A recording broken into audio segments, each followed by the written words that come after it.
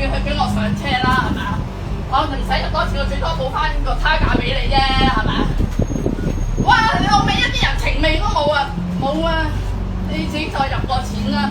喂，各位街坊，香港有好多面皮厚嘅人，但面皮厚到可以擋子彈嘅，真係第一次見。平時大家搭錯車，最多都係俾多次錢當買個教訓，但今次呢位大媽就親自示範，只要把口夠大聲，自己搭錯車都可以大條道理屈翻人轉頭。大媽為咗區10幾蚊車錢，佢竟然喺巴士總站大嘈大鬧，仲要瘋狂問候站長屋企人兼大玩道德綁架，仲將人情味3個字當做免死金牌。到底呢一種無恥嘅行為係點樣練成嘅呢？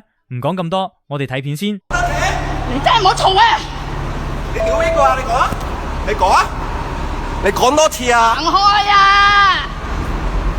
自己搭錯車，我冇人情味，你老味！屌你老母！你老味！仆街！屌你老母！你老味！你老母死啊！仆街！食屎站長！仆街個站長嘅，人哋咧旺角大埔中心去旺角以前我話我唔知道改咗路，我上咗車去10鳩幾年都係咁噶啦。咁啊嚟咗富蝶喎，咁我同個仆街站長講話，我唔知路啊嚇，我都好聲我好氣同佢講啦，叫佢俾我上車啦，係咪啊？我唔使入多次，我最多補翻個差價俾你啫，係咪啊？哇！你老味一啲人情味都冇啊，冇啊！你自己再入個錢啦。我搭咗2個站，以前都唔係噶嘛，阿司機。大半年啦，個站搬咗。我唔係成日坐噶嘛，我住開新界，我知。咁我咪補翻錢咯。係，最主要公司規定咧，係即係你搭車咧都好，你補翻差價係唔得㗎，公司嘅原意就係，因為你俾嘅錢咧係呢個係7個4咧。咁你咪俾我上咯，係咪啊？嗰2個咪最多個幾，係咪先？我咪話佢講一啲人情味都冇咯，係咪啊？係冇人情味，人公司規定，我哋改咗，你搭錯車係閣下嘅理解能力。咁咪話佢冇人情味咯，我下次唔會再搭錯噶啦嘛，唔通我呃你咩，大佬？真係。咁你話香港嘅規矩就死嘅啫，係咪啊？人情就大過天㗎啦，不嬲都。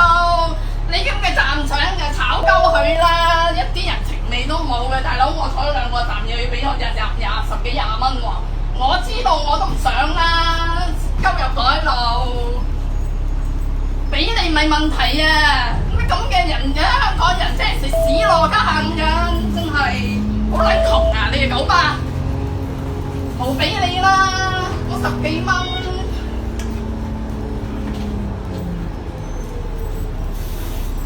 今日改路改乜閪嘢啊！搭咗10幾年都係咁行㗎啦條路，唔鳩俾人上車喎！你仆街站長嚟嘅，真係食屎站長啊！嗰個幾就老味10幾蚊都唔肯俾人上車嘅啫。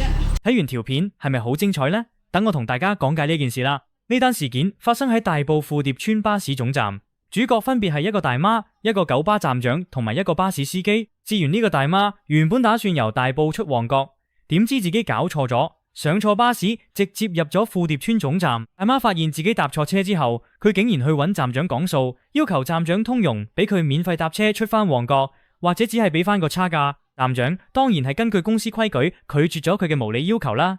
點知呢個舉動就搞到大媽嬲嬲豬，大媽即場發脾氣，瘋狂講粗口，問候站長。仲話對方冇人情味，鬧完站長之後，大媽再次俾錢上翻巴士，但佢依然唔肯收聲，繼續同司機訴苦。大媽同司機講個站長冇人情味，佢仲覺得香港嘅規矩係死嘅，人情先係大過天。而個司機就展現出極高 EQ， 一邊專心揸車，一邊冷靜向大媽解釋，呢啲純粹係公司規定，嘗試平息佢嘅怒火。最終大媽俾咗10幾蚊車錢，但係佢發神經嘅影片已經喺網上瘋傳。大批網民都力撐站長同司機做得啱，批評大媽行為離譜，仲話佢搭錯車根本唔關人哋事，冇理由要用人情味去綁架巴士公司。